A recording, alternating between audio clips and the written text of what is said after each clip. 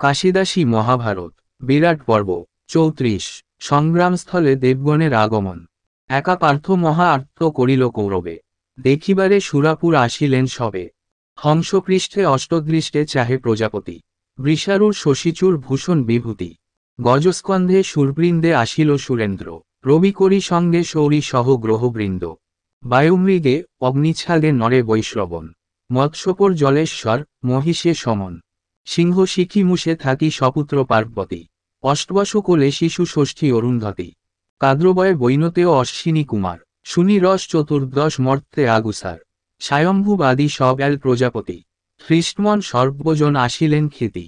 প্রশান্ত মূরতি অশ্বিনী কুমার দয়, চতুর্দশ রস যতেক শূন্যেতে রয়। স্বয়ম্ভুব আদি যত সব প্রজাপতি, শূন্য হতে হৃষ্টমনে চাহে পার্থপ্রতি। যক্ষেশ্বর বিদ্যাধর আর রক্ষেশ্বর, এইরূপে আসিলেন যতে কমর। মধুর সৌরভেতে 10 দিক পুরিল, দেবদেবী সবে মিলি পুষ্পবৃষ্টি করিল। দিব্যগন্ধেতে সমর ভূম আমদিল, কাশিরাম দাস পয়ার ছন্দে গাহিল।